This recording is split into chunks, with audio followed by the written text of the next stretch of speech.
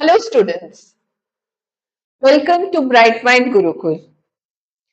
I hope you all are enjoying your summer vacation. You all must be in a holiday mood, a refreshing mood, and it's quite hot also. The weather is hot, so you should be staying at home or in a vacation wherever you are. And let us discuss some interesting things with you. आज हम लोग business studies के ऊपर बात करते हैं। Business studies commerce का एक बहुत ही इंटरेस्टिंग चैप्टर है। पूछो क्यों? क्योंकि ये हमारा बहुत रियल लाइफ एग्जाम्पल्स हमको हर जगह मिलता है। It you can relate everywhere to this subject. जो भी आप पढ़ाई करते हो वो आप आसपास होते हुए देखते हो। तो जैसे आप कहीं पे दुकान पे जा रहे हो, आप शॉपिंग कर रहे हो, मॉल में जा रहे हो, कुछ खरीद रहे हो, सो आप देखते हो जो एक छोटा सा बिजनेसमैन है, वो अपना सोल प्रोप्राइटर है, या कोई एक बड़ा बिजनेस है, बड़ा कंपनी कोई चला रहा है, छोटे छोटे शॉप्स हैं, आपको समझ में आएगा। These are different different forms of organisation. इसी के बारे में हम लोग चैप्टर 2 में पढ़ते हैं। तो आप मेरे प्रीवियस बहुत सारे लेक्चर्स हैं जिसपे मैंने फॉर्म्स ऑफ ऑर्गेनाइजेशन चैप्टर को बहुत सिंपल वे से बहुत सारे डिफरेंट डिफरेंट लेक्चर्स में मैंने एक्सप्लेन किया है। जैसे सोल प्रोप्राइटरशिप अलग से है, पार्टनरशिप है, कोऑपरेटिव सोसाइटी, कंपनीज, इन सब का डिफरेंट डिफरेंट वीडियोस है। आप उसको गो थ्रू करिएगा, आपको काफी क्लियर हो जाएगा। और आज जो हम कवर करने वाले हैं वो भी बहुत इंटरेस्टिंग है, क्योंकि हमने पूरा फॉर्म्स ऑफ ऑर्गेनाइजेशन को कंप्लीट कर लिया है। तो उसके ऊपर कुछ हम एमसीक्यूज करेंगे आज। So it is going to be very easy. बहुत आपको बहुत ज्यादा दिमाग नहीं लगाना पड़ेगा। आप इंजॉय करते करते इस टॉपिक को खत्म कर सकते हैं। ठीक है। सो ये एमसीक्यूज आपको हेल्प करेंगे कि कुछ भी आपकी जो क्लैरिटी में कोई प्रॉब्लम हो, आपको कुछ समझ में नहीं आ रहा, कुछ डिलेमा हो, वो ये शॉर्ट क्वेश्चंस जैसे ही आप करोगे काफी कुछ क्लियर होता जाएगा। So let us start.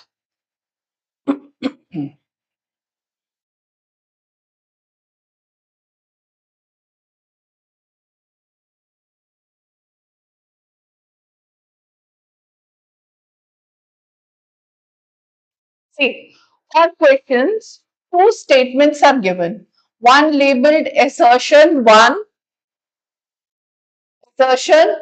and other is labeled reason. Assertion मतलब मैं इसके बारे में कुछ बोल रहा हूं, एंड उसका रीजन क्या है, ये दोनों दिया हुआ है। तो assertion क्या दिया हुआ है? That cooperative societies are formed for the mutual benefit of their members. तो कोऑपरेटिव सोसाइटीज के बारे में भी हम लोगों ने पढ़ा था। कोऑपरेटिव सोसाइटीज पूरे सोसाइटी के लिए, सोसाइटी को मद्देनजर उसको रखते हुए हम लोग एक सोसाइटी बनाते हैं, क्रिएट करते हैं। So cooperative societies, they are formed for mutual benefit of the members. That is true. Reason, the primary motive of the cooperative society is to earn profit. ये ठीक नहीं है। आप जैसे जिस भी सोसाइटी में रह रहे हो, वहां पे भी आप देखोगे अपने सोसाइटी का भी एक आपका सोसाइटी फॉर्म RWA इस तरह का रहता है। तो that the prime motive is not to earn profit. ठीक है। सो ये हमारा रीजन हमें समझ में आ रहा है, दिस इज नॉट ट्रू। तो हमारा आंसर क्या होगा? Both assertion and reason are true. नहीं, both assertion and reason are true. जो फर्स्ट स्टेटमेंट है वही गलत है। assertion is true but reason is false. Both भी देख लेते हैं, assertion is false, ये भी नहीं होगा। so assertion is true, that is it is formed for the mutual benefit of the members, लेकिन the prime motive is not earning profit. Coming to the second one, business organization which enjoys legal existence. Business organisation हम लोगों ने पढ़ा था, sole proprietorship, HUF, cooperative societies, partnership and companies. So उन सारे में जो बिजनेस ऑर्गेनाइजेशन जो एंजॉय सेपरेट लीगल एग्जिस्टेंस, या आप याद करोगे, that is partnership. No, it is the joint stock company. Joint stock company has an independent status, a separate legal entity from its members. ठीक है, जो शेयर होल्डर्स होते हैं कंपनी के वो अलग होते हैं, कंपनी बिल्कुल अलग होता है।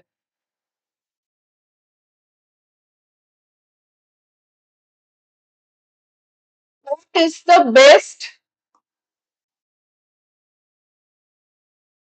advantages, which is one of the best advantages of proprietorship?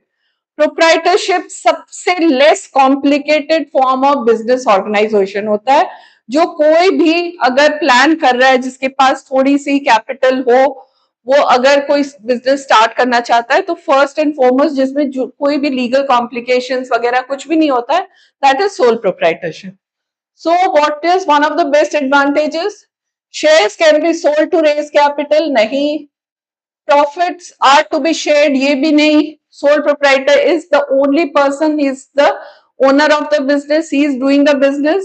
वो सारा प्रॉफिट भी शेयर करेगा, वो सारा लॉस भी उसको बेयर करना होगा। The owner has independence, yes. ये प्राइम इंपॉर्टेंस है सोल प्रोप्राइटरशिप में कि उसमें उसको किसी का इंटरफेरेंस झेलना ही नहीं पड़ता है। ठीक है, now the fourth one, the liability of shareholders in a joint stock company। Joint stock company में हम लोगों ने पढ़ा था liability is always limited. Share holders की लाइबिलिटी लिमिटेड होती है। लिमिटेड शेयर होल्डर सिर्फ अपना जितना उसका शेयर है उसी के बेसिस में उसको डिविडेंड मिलता है, और जो लाइबिलिटी भी होता है वो भी limited to the amount of to the extent of his unpaid shares. ठीक है,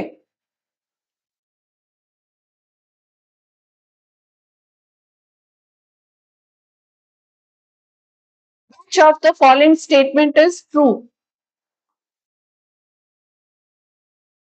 A secret partner cannot participate in the management of the firm। A secret partner कौन सा पार्टनर होता है? Secret partner is a partner who contributes the capital, who participates in the management, he shares profits as well as losses, and he has unlimited liability। ये सारी चीजें होती है, but वो सीक्रेटली अपना मेंटेन करता है, that is the only thing. So secret partner can not participate in the management of the company, नहीं। A partnership form does not lack continuity, ये भी नहीं। अगर पार्टनर कोई भी एक पार्टनर की डेथ हो जाती है तो पार्टनरशिप गेट्स डिसॉल्व, फिर से दोबारा आपको एक पार्टनरशिप एग्रीमेंट करना पड़ेगा। ठीक है, a minor can be a partner in the firm just like adults, नहीं।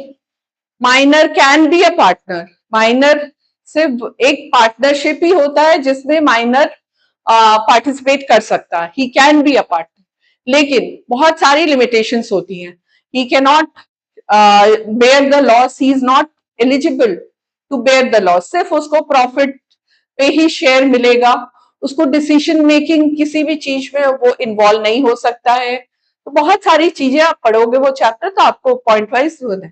So he cannot be a partner just like adults। Only when he becomes an adult 18 years attain करता है उसके बाद उसकी सारी responsibility start होंगी। And a partner by holding out has unlimited liability towards the acts of the firm। Partners by holding out क्या होता है? ही is not actually a partner but he imitates, जैसे उसने मना भी नहीं किया है, अगर किसी मीटिंग में वो जा रहा है सबके साथ and he does not deny and people believe that he is a partner, then he is responsible for all the acts of the firm. ठीक, partner by holding out is one who is actually not a partner but allows to be represented as partner just like other partners। Okay,